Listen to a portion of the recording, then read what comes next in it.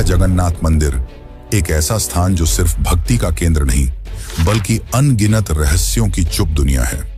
क्या आपने कभी सोचा है कि क्यों इस मंदिर का ध्वज हमेशा हवा के विपरीत दिशा में उड़ता है और क्यों मंदिर के ऊपर लगे सुदर्शन चक्र हर दिशा से ऐसा लगता है मानो आपको ही देख रहा हो। यहाँ तक कि प्रसिद्ध किताब भविष्य मलिका में इस मंदिर को लेकर कलयुग की कई भविष्यवाणियां की गई हैं जो कि सारी की सारी सच हुई हैं। इनमें सबसे प्रसिद्ध है कोविड-19 यानी कि कोरोना की घटना। इस किताब में लिखा गया था कि जब मंदिर का सबसे पुराना पेड़ गिर जाएगा तब एक भयानक महामारी आएगी और यह पूरी तरह सच भी हुई। यह सिर्फ एक घटना नहीं, ऐसी और भी कई घटनाएं हैं जो सच हुई हैं और सारी आपको चौंका देंगी। इस मंदिर के अंदर ऐसे और भी कई अनसुने और खतरनाक रहस्य छुपे हुए हैं जो आपके होश उड़ा देंगे। और सबसे बड़ा रहस्य है ब्रह्म पदार्थ का, यानी कि श्री कृष्ण का दिल। माना जाता है कि इस मंदिर में श्री कृष्ण का दिल आज भी मौजूद है, जिसे हर 12 साल में पुरानी मूर्ति से निकालकर नई मूर्ति में डाला जाता है और यह प्रक्रिया काफी महत्वपूर्ण है। इस दौरान अगर कोई श्री कृष्ण के दिल को देख ले तो वह तुरंत मर जाता है, जिसकी कई घटनाएं हमारे सामने आती हैं। पिछले 800 सालों से इस मंदिर का ध्वज हर रोज बदला जाता है और कहा जाता है कि अगर इसे एक भी दिन न बदला गया तो मंदिर को 18 सालों के लिए बंद करना होगा। और जब अंग्रेज आए तो उन्होंने इस प्रक्रिया को अंधविश्वास बताकर रोकने की कोशिश की, लेकिन फिर उनके साथ जो हुआ वो जानकर आप चौंक जाएंगे। इस मंदिर के मुख्य प्रवेश द्वार में 22 सीढ़ियां हैं जिन्हें पार करना होता है, लेकिन इनमें से तीसरी सीढ़ी पर पैर रखना सख्त मना है। पर आखिर ऐसा क्यों है और क्या होगा यदि आपने तीसरी सीढ़ी पर पैर रख दिया? फिर आती है मंदिर की रसोई, जहां 7 बर्तनों में एक साथ प्रसाद पकता है। पर नीचे की आंच से ऊपर वाला बर्तन पहले कैसे पक जाता है? क्या मंदिर की रसोई विज्ञान के नियमों को भी चुनौती देती है? ऐसे ही और भी न जाने कितने चौंकाने वाले रहस्य। ये सिर्फ एक मंदिर नहीं, ये एक ऐसा तीर्थ है जहां धर्म, विज्ञान, वास्तु और चमत्कार चारों एक साथ खड़े हैं, जहां श्रद्धा सिर्फ पूजा नहीं बल्कि रहस्यों से सामना करने की तैयारी है। तो क्या आप तैयार हैं एक ऐसे सफर के लिए जहां हर अध्याय आपको चौंकाएगा, हर रहस्य आपके विश्वास को चुनौती देगा और हर जवाब एक नए सवाल को जन्म देगा? चलिए चलते हैं जगन्नाथ मंदिर की उस रहस्यमयी यात्रा पर, जहां भगवान खुद हर सवाल का उत्तर है।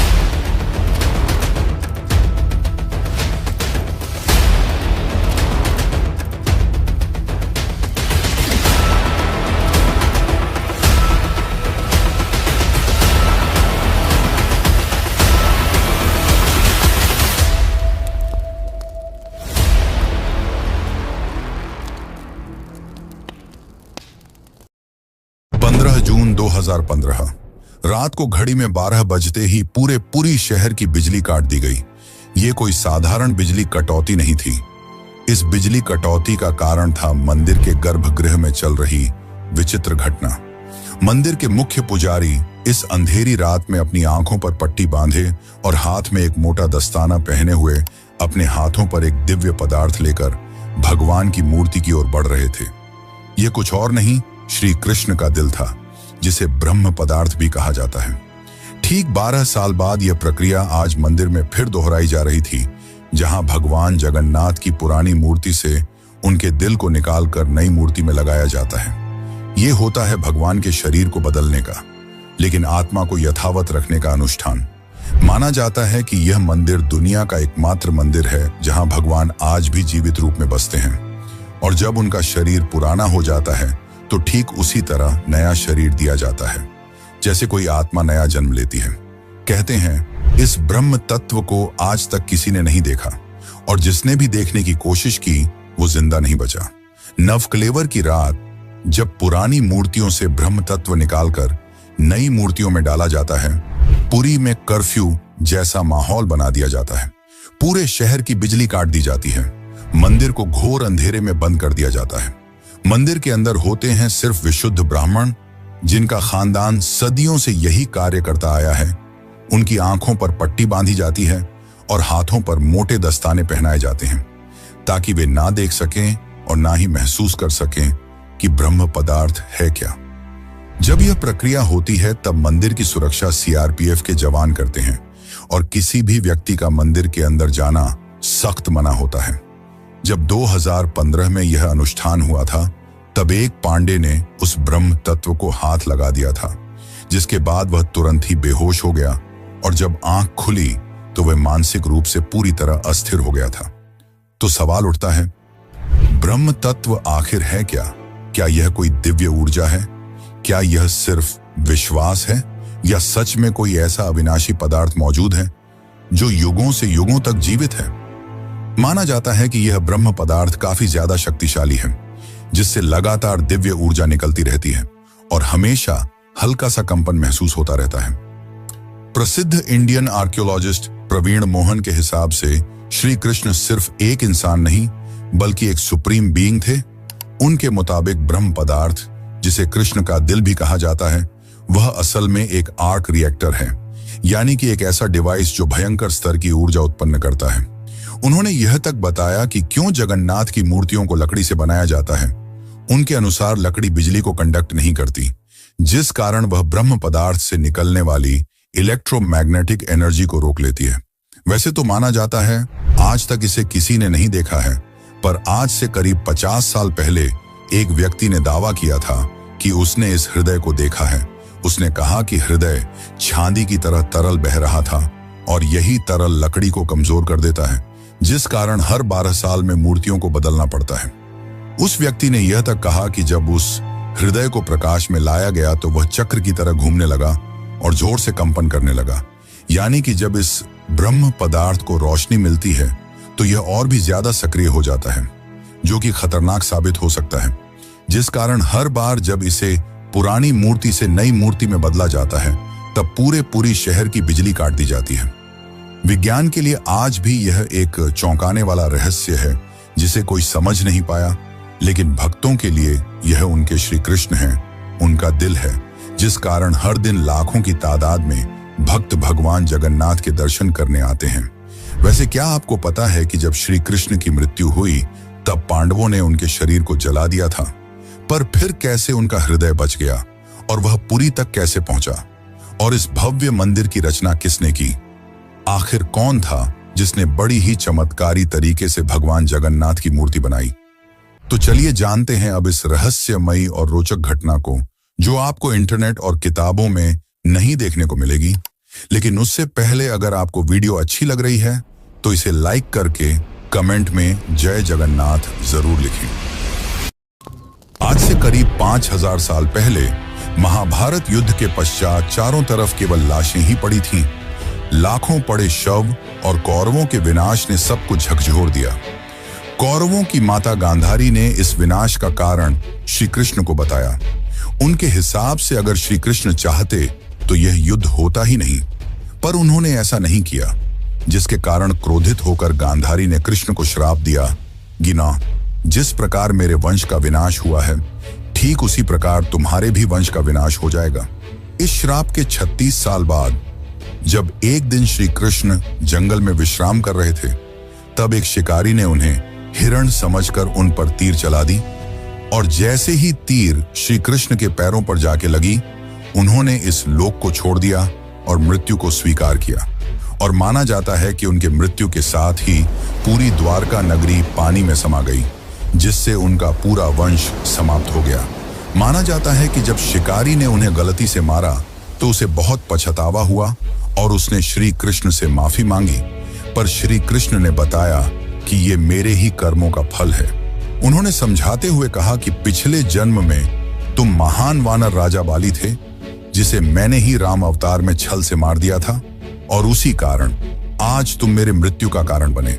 माना जाता है कि जब श्री कृष्ण की मृत्यु की खबर पांडवों को मिली तो उन्होंने पूरे रीति रिवाज से श्री कृष्ण का अंतिम संस्कार किया, और जब उनके शरीर को जलाया गया तो उनका पूरा शरीर पंचतत्वों में विलीन हो गया, परंतु उनका हृदय बच गया और जलने की बजाय और भी अधिक ऊर्जा से धड़कने लगा।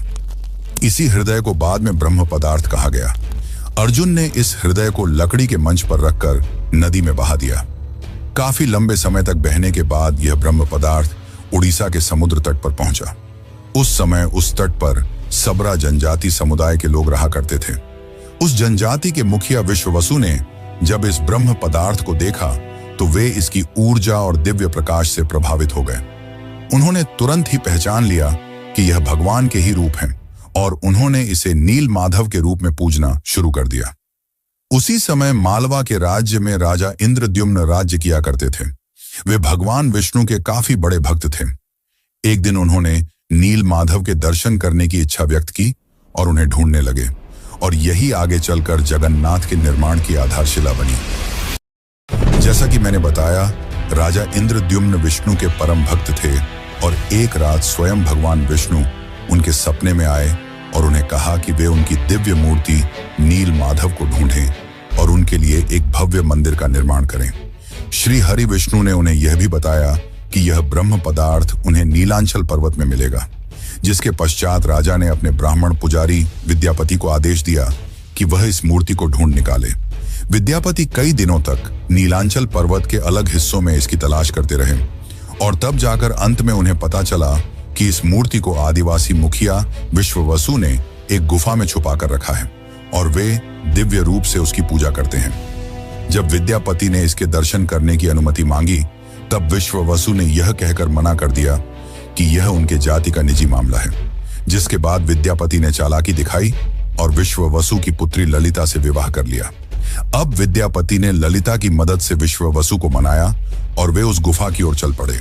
जैसे ही विद्यापति ने उस नील माधव की मूर्ति को देखा, वे उसकी ऊर्जा से काफी ज्यादा प्रभावित हुए और उन्होंने तुरंत ही यह बात राजा इंद्रद्युम्न को बताई।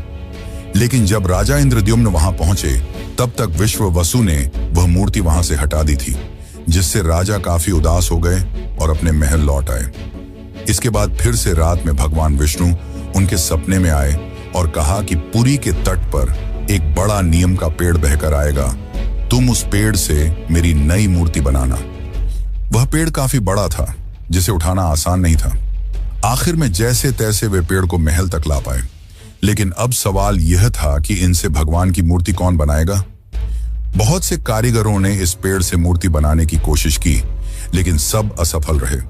उन्होंने कहा कि पेड़ इतना ज्यादा मजबूत है कि हमारे छेनी हथौड़ी का उस पर कोई असर नहीं हो रहा। यह सुनकर राजा काफी परेशान हो गए। तभी एक दिन भगवान विश्वकर्मा एक बूढ़े साधु के रूप में वहां पधारे और उन्होंने कहा कि वे ये मूर्ति 21 दिनों में बनाकर देंगे। राजा काफी प्रसन्न हुए, पर उस बूढ़े आदमी ने एक शर्त रखी। उसने कहा कि मैं एक कमरे में बंद रहकर 21 दिनों में यह मूर्ति बनाऊंगा और तब तक कोई भी इस कमरे का न तो दरवाजा खोलेगा और न ही कोई अंदर आएगा। राजा ने उसकी यह शर्त स्वीकार की और फिर मूर्ति बनाने का कार्य शुरू हुआ। दरवाजा बंद किया गया और कक्ष से छेनी हथौड़ी की आवाजें आने लगीं। लेकिन 15 दिनों बाद अचानक से छेनी हथौड़ी की आवाज आना बंद हो गई। महाराज की रानी गुंडीचा काफी चिंतित हो गईं और महाराज को कहा कि हमें दरवाजा खोलकर देखना चाहिए। शायद वह वृद्ध व्यक्ति भूख और प्यास की वजह से मर तो नहीं गया होगा। राजा ने शुरुआत में तो मना किया, पर बाद में वे इसके लिए मान गए और दरवाजा खोल दिया। लेकिन जब दरवाजा खुला तो सभी हैरान रह गए। वह वृद्ध व्यक्ति गायब हो चुका था और पीछे केवल 3 अधूरी मूर्तियां थीं। राजा को यह देखकर काफी दुख हुआ, क्योंकि उनकी शर्त तोड़ने की वजह से भगवान की मूर्तियां आधी रह गईं। जगन्नाथ भगवान के हाथ और पैर अधूरे थे। बलराम और देवी सुभद्रा की मूर्तियां भी अधूरी थीं। जब राजा मूर्ति के पास गए तब उन्हें दिल की धड़कन महसूस हुई और मूर्ति के अंदर से एक दिव्य आवाज आई, जिसने राजा को बताया कि श्री कृष्ण का हृदय इस मूर्ति के अंदर है। राजा ने इन मूर्तियों को स्थापित किया और आज यही अधूरी मूर्तियां भगवान जगन्नाथ के रूप में पुरी में पूजी जाती हैं। वैसे दोस्तों, आपको एक बात बता दूं, जो हो रहा है वह पहले ही लिखा जा चुका है और जो लिखा गया है वही होकर रहेगा। ये कोई फिल्मी डायलॉग नहीं, बल्कि पुरी के भक्तों की आस्था और सच्चाई है भविष्य मालिका की। तो चलिए जानते हैं उन भविष्य मालिका की घटनाओं को जो आज सच साबित हो रही हैं। मित्रों, इस मंदिर का इतिहास और वर्तमान एक भविष्यवाणी से जुड़ा हुआ है। भविष्य मालिका एक दिव्य ग्रंथ है जिसे लगभग 500 साल पहले ओडिशा के महान संत आचार्य महाप्रभु अच्युतानंद ने लिखा था। कहा जाता है कि वे पंचसखा यानी भगवान जगन्नाथ के 5 दिव्य सेवकों में से एक थे, जिन्होंने भगवान के आदेश पर कलयुग की कई घटनाओं को पहले ही देख लिया था। यह ग्रंथ ओडिया भाषा में लिखा गया है और इसकी पंक्तियां कविता के रूप में हैं, जैसे किसी गूढ़ रहस्य का संकेत दे रही हूं। आइए हम आपको बताते हैं भविष्य मालिका की कुछ चौंकाने वाली भविष्यवाणियां, जो जगन्नाथ मंदिर और कलयुग के अंत से जुड़ी हुई हैं। इस ग्रंथ की सबसे चौंकाने वाली भविष्यवाणी 4 साल पहले काफी ज्यादा वायरल हुई थी, जब लोगों ने दावा किया कि इसमें कोरोना महामारी का वर्णन भी है। नाना रोग आसीबा, गोटे बड़ा व्याधि, लोका घरे रहीबे, बाहर कुना जीबा, अर्थात अनेकों रोग आएंगे, एक बड़ा रोग फैलेगा, लोग घरों में बंद रहेंगे, बाहर नहीं निकल पाएंगे। अब ये पंक्तियां किसी भी सामान्य रीडर को 2020 की कोविड-19 महामारी की याद दिला देती हैं। पुरी और ओडिशा में कई संतों और विद्वानों ने इसे भविष्य मालिका की सटीक भविष्यवाणी माना। इस किताब की एक और बात, इसमें जिक्र किया गया है कि मंदिर परिसर के ऊपर जो कपड़ा है उसमें आग लगने की घटना का उल्लेख मिलता है। कुछ साल पहले पहली बार त्रिदेव के वस्त्र में आग लगी थी। इस घटना के बाद कलयुग के अंत के बारे में एक बार फिर से बातें होने लगी। कहते हैं कि पापनाश एकादशी के दिन जगन्नाथपुरी मंदिर में एक अखंड महादीप जलाया गया था, लेकिन अचानक तेज हवा चली और झंडा उड़कर दीपक के ऊपर चला गया, जिससे मंदिर के झंडे में आग लग गई। यह घटना 19 मार्च 2020 को हुई थी। कहा जाता है कि दूसरे मंदिरों की तरह जगन्नाथ मंदिर के गुंबद पर कभी कोई पक्षी नहीं बैठता और ना ही इस पर कोई प्लेन या हेलीकॉप्टर उड़ता है, लेकिन जुलाई 2020 के बाद से मंदिर के गुंबद पर गिद्ध, चील और बाज को देखा गया था। ये पक्षी मंदिर के गुंबद, स्तंभ और नील चक्र पर भी बैठे थे। ऐसे में दुनिया के महाविनाश की भविष्यवाणी एक बार फिर से चर्चा में आ गई थी। भविष्य मालिका के अनुसार जब कलयुग का अंत करीब होगा तो भगवान जगन्नाथ मंदिर का नील चक्र यानी सुदर्शन चक्र तूफान से टेढ़ा हो जाएगा। मई 2019 में समुद्री तूफान फानी के कारण यह विशालकाय चक्र टेढ़ा हो गया था। ऐसे ही और भी कई भविष्यवाणियां हैं जो सच हो चुकी हैं और कई प्रसिद्ध भविष्यवाणियां हैं जो आने वाले को लेकर की गई हैं। 3 रथ यात्राएं एक साथ रुकेंगी, नदियां उल्टी दिशा में बहेंगी, ब्रह्म तत्व मंदिर से गायब हो जाएगा और फिर में अंत में आएंगे भगवान के आखिरी अवतार कल की। अब दोस्तों, आप ही सोचिए कि क्या यह महज संयोग है या सच में आचार्य अच्युतानंद को भविष्यदर्शी शक्तियां प्राप्त थीं। अगर उन्होंने आज से सैकड़ों साल पहले ऐसी बातें लिख दी जो अब सच हो रही हैं, तो क्या हमें उनकी बाकी भविष्यवाणियों को भी गंभीरता से लेना चाहिए?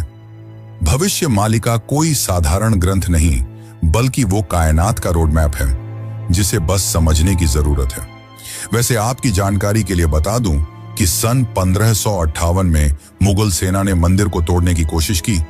फिर उनके साथ जो हुआ वो चौंकाने वाला था और इस घटना को पहले ही भविष्य मालिका में लिख दिया गया था। और साथ ही भविष्य मालिका में अंग्रेजों को लेकर भी यह कहा गया था कि गोरे आएंगे और मंदिर को बंद कराने की कोशिश करेंगे। तो चलिए अब जानते हैं कि जब मुगल सेना ने मंदिर पर आक्रमण किया तो क्या हुआ और कैसे ब्रिटिशर्स ने भक्तों की श्रद्धा को अंधविश्वास बताकर मंदिर को बंद करने की कोशिश की। लेकिन उससे पहले चैनल को सब्सक्राइब जरूर कर लें। यह आपके लिए तो फ्री है, पर इससे हमारी काफी मदद हो जाती है। सन 1558 उड़ीसा के पुरी इलाके में घना अंधकार छाया हुआ था, पर वो अंधकार आसमान में नहीं, लोगों के मन में था। क्योंकि इस बार कोई साधारण लुटेरा नहीं, मुगल सेना खुद मंदिर को गिराने के इरादे से आ रही थी। कला पहाड़ नाम का अफगान जनरल, जो तब बंगाल का गवर्नर था, उसकी क्रूरता इतनी बदनाम थी कि उसका नाम सुनकर ही लोग कांप उठते थे। कहा जाता है कि वो सनातन धर्म और मंदिरों से विशेष नफरत रखता था। उस दिन उसकी फौज पूरी ताकत के साथ पुरी की ओर बढ़ी। घोड़े सर पर दौड़ रहे थे, तलवारें लहराई जा रही थीं और मंदिर की शांति में एक भयंकर आंधी की आहट आने लगी। जैसे ही सैनिक मुख्य गर्भगृह की ओर बढ़े, अचानक मौसम बदल गया। तेज हवाएं चलने लगीं, आकाश काला पड़ गया, सूरज की रोशनी एकदम गायब हो गई और मंदिर के चारों ओर एक रहस्यमयी घना अंधेरा छा गया। मंदिर के भीतर से एक चमकती हुई रोशनी निकली जो किसी इंसान की नहीं थी। ये रोशनी जैसे ही बाहर आई, पूरा मैदान एकाएक शांत हो गया। सैनिकों में अफरा तफरी मच गई, कुछ बेहोश हो गए, कुछ उल्टा भागने लगे। बिना एक भी तलवार चले कला पहाड़ की पूरी फौज पीछे हट गई। आज भी पुरी की लोक कथाओं में यह कथा सुनाई जाती है कि जब भगवान की मर्यादा पर वार होता है तो वो खुद प्रकट होकर अपने धाम की रक्षा करते हैं। अब दूसरी घटना की बात करते हैं, जो है अंग्रेजों का विरोध और रथ यात्रा का संघर्ष। जब 1803 में अंग्रेजों ने पुरी पर कब्जा किया, तब उन्होंने कई प्राचीन मंदिरों की संपत्तियों और अधिकारों को छीन लिया। लेकिन पुरी का श्री जगन्नाथ मंदिर एक ऐसा स्थान बना जहां जनता ने कभी भी नियंत्रण नहीं छोड़ा। ब्रिटिश अधिकारियों को मंदिर की अलौकिक घटनाएं और भक्तों की श्रद्धा समझ नहीं आती थी, इसीलिए उन्होंने इन्हें सुपरस्टिशन कहकर मजाक बनाना शुरू कर दिया। सन 1805 में ब्रिटिश कलेक्टर मिस्टर हंटर ने पुरी मंदिर के रिचुअल्स को इरेशनल और बारबैरिक कहा।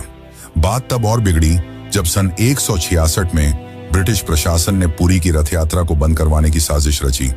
उन्होंने यह तर्क दिया कि रथ यात्रा के दौरान भीड़ अनियंत्रित हो जाती है और यह प्रशासनिक खतरा है। पर यह फैसला पूरे उड़ीसा में जन आंदोलन का कारण बन गया। लाखों लोग सड़कों पर उतर आए, मठों, आचार्यों और गांवों ने खुलकर विरोध किया। रथ यात्रा का रथ निर्माण कार्य लोगों ने खुद शुरू कर दिया, यह कहते हुए कि अगर भगवान नहीं चलेंगे तो हम भी नहीं चलेंगे। इस जनता के दबाव और आक्रोश के चलते ब्रिटिश सरकार को पीछे हटना पड़ा और 1964 में फिर से रथ यात्रा की अनुमति दी गई। इसके बाद अंग्रेजों ने कभी पुरी मंदिर के अंदरूनी मामलों में दखल नहीं दिया। अब चलिए आपको बताते हैं जगन्नाथ की तीसरी सीढ़ी का रहस्य, जिसे यमलोक का द्वार भी कहा जाता है। वैसे तो इस मंदिर में 22 सीढ़ियां हैं, पर सबसे खास है तीसरी सीढ़ी, क्योंकि इसमें पैर रखना उचित नहीं माना जाता। धार्मिक कथाओं के अनुसार इस तीसरी सीढ़ी को यमशिला कहा जाता है और कहा जाता है कि जो भी मनुष्य इस तीसरी सीढ़ी पर पैर रखता है उसके पुण्य शून्य हो जाते हैं और उसे यमलोक जाना पड़ता है। दरअसल एक बार यमराज जी भगवान जगन्नाथ के पास पहुंचे और उनसे कहा कि भगवान, भक्त जैसे ही आपके दर्शन करते हैं उनके सारे पाप मिट जाते हैं, और अगर ऐसा ही चलता रहा तो सभी व्यक्ति जगन्नाथपुरी के दर्शन करके पापों से मुक्त हो जाएंगे, जिससे यमलोक में कोई नहीं आएगा। तब भगवान जगन्नाथ ने कहा कि तुम इस मंदिर की तीसरी सीढ़ी पर अपना स्थान ग्रहण कर लो, और जो भी इस मंदिर की तीसरी सीढ़ी पर पैर रखेगा उसके पुण्य शून्य हो जाएंगे और उसे यमलोक जाना पड़ेगा। और तभी से इस सीढ़ी को यमशिला कहा जाता है, क्योंकि इसमें यम का वास है। अब अगर हम पुरी मंदिर के ऊपर लगे सुदर्शन चक्र की बात करें तो देखने वालों ने यह दावा किया है कि इस सुदर्शन चक्र को आप मंदिर के किसी भी कोने से देखोगे तो ऐसा लगेगा मानो आपको ही देख रहा हो। मतलब इससे जिस भी दिशा से देखो यह सामने की ओर ही दिखता है। इसे आम भाषा में आर्टिफिशियल इल्यूजन कहा जाता है, पर यह आज भी विज्ञान के परे है कि कैसे इतने भारी चक्र को मंदिर के ऊपर लगाया गया और कैसे उस समय के लोगों ने यह आर्टिफिशियल इल्यूजन बनाया जिससे चक्र हमेशा सामने की ओर दिखता है। इसे आज भी विज्ञान नहीं समझ पाया, पर भक्तों के अनुसार यह श्री कृष्ण का चक्र है जिसे उन्होंने इस दुनिया की रक्षा के लिए इस मंदिर में स्थापित किया है। और भविष्य मालिका की एक और पंक्ति के हिसाब से जब यह मंदिर समुद्र के अंदर समा जाएगा तब कलयुग अपने अंतिम चरण पर होगा और तब आएंगे विष्णु के आखिरी अवतार कल्कि। अब जानते हैं पुरी के रसोई घर के बारे में। जगन्नाथपुरी का रसोई घर दुनिया की सबसे बड़ी और सबसे रहस्यमयी रसोई है, जिसके अनोखे तथ्य और परंपरा भक्तों को आश्चर्यचकित कर देती है। और रसोई का सबसे बड़ा रहस्य यह है कि यहाँ भोजन 7 मिट्टी के बर्तनों में बनाया जाता है और हर एक बर्तन को एक के ऊपर एक रखा जाता है। और स्वाभाविक है कि सबसे नीचे के बर्तन में ज्यादा आंच आ रही है तो उसे सबसे पहले पकना चाहिए, लेकिन पुरी में ऐसा नहीं होता। ये चौंकाने वाली बात है कि 7 बर्तनों में जो सबसे ऊपर होता है उसका खाना पहले पकता है, जो विज्ञान के सारे तथ्यों को गलत साबित करता है। यहाँ भोजन बनाने का कार्य केवल सेवायत ब्राह्मणों द्वारा किया जाता है और किसी भी बाहरी व्यक्ति को इसमें प्रवेश की अनुमति नहीं होती। इस पवित्र रसोई में किसी प्रकार के आधुनिक ईंधन या गैस का उपयोग नहीं किया जाता, बल्कि केवल लकड़ी के चूल्हे पर पारंपरिक विधि से प्रसाद बनाया जाता है। पुरी मंदिर में रोजाना लगभग 50,000 से 2 लाख लोगों तक को महाप्रसाद बांटा जाता है। लेकिन चमत्कार देखो, कभी भी खाना बर्बाद नहीं होता और कभी भी कम नहीं पड़ता। मान्यता है कि मां लक्ष्मी स्वयं प्रतिदिन रसोई में आती हैं और रसोई के सेवकों को अंतः प्रेरणा देती हैं कि आज कितनों के लिए प्रसाद तैयार करना है। ये सिर्फ परंपरा नहीं, सदियों से चलती लीला है, जिसे आज तक कोई इंसानी गणित नहीं समझ पाया। एक और चौंकाने वाली बात तो यह है कि इतने बड़े किचन में, जहां 500 से ज्यादा रसोइये और सेवक काम करते हैं, जहां हर दिन सैकड़ों क्विंटल अनाज, सब्जियां और मसाले इस्तेमाल होते हैं, वहां न कोई बदबू होती है, न ही कोई मक्खी। कहा जाता है कि यह अग्निदेव और माता लक्ष्मी की कृपा है, जो इस रसोई को हर प्रकार की अशुद्धि से दूर रखती है। 18वीं सदी में मराठा शासनकाल के दौरान एक बार एक अधिकारी ने रसोई के चमत्कार को अंधविश्वास बताते हुए जानबूझकर बर्तनों की संख्या बदलने का आदेश दिया। लेकिन इसके बावजूद उस दिन भी पुरी में महाप्रसाद एकदम सटीक बना, न एक दाना कम, न एक दाना ज्यादा। इसके बाद अधिकारी ने रसोई में दोबारा हस्तक्षेप न करने की कसम खा ली। वैसे तो दोस्तों, ऐसे और भी कई चौंकाने वाले रहस्य हैं, पर उन्हें एक ही वीडियो में बता पाना नामुमकिन है। इसलिए चलिए चलते हैं आखिरी अध्याय की ओर। लेकिन उससे पहले, अगर आपको यह डॉक्यूमेंट्री अच्छी लग रही है तो कमेंट में जय जगन्नाथ जरूर लिखें। कभी कभी जीवन में कुछ चीजें ऐसी होती हैं जिन्हें न तर्क से समझा जा सकता है और न ही विज्ञान से परखा जा सकता है। पुरी के श्री जगन्नाथ मंदिर का हर पत्थर, हर कोना हमें एक ऐसी दुनिया में ले जाता है जहां भक्ति और बुद्धि, विज्ञान और विश्वास, संघर्ष और समाधान सब एक साथ चलते हैं। जगन्नाथ केवल भगवान नहीं, एक चेतना है जो हमें यह सिखाते हैं कि जब विज्ञान चुप हो जाए तो श्रद्धा बोलती है। तो अब सवाल यह है, क्या ये सब केवल संयोग है या कहीं ना कहीं कोई ऐसी शक्ति है जो इन सबको संचालित कर रही है? आप क्या मानते हैं? क्या आपने कभी इन रहस्यों को खुद महसूस किया है? अगर हाँ, तो ये वीडियो सिर्फ जानकारी नहीं, बल्कि आपकी अपनी यात्रा है, श्रद्धा से रहस्य तक। और ऐसी ही एक यात्रा है केदारनाथ धाम की, जो जगन्नाथ की तरह ही 4 धामों में से एक है। और अगर आप केदारनाथ धाम की यात्रा पर चलना चाहते हैं तो यह वीडियो जरूर देखें। धन्यवाद।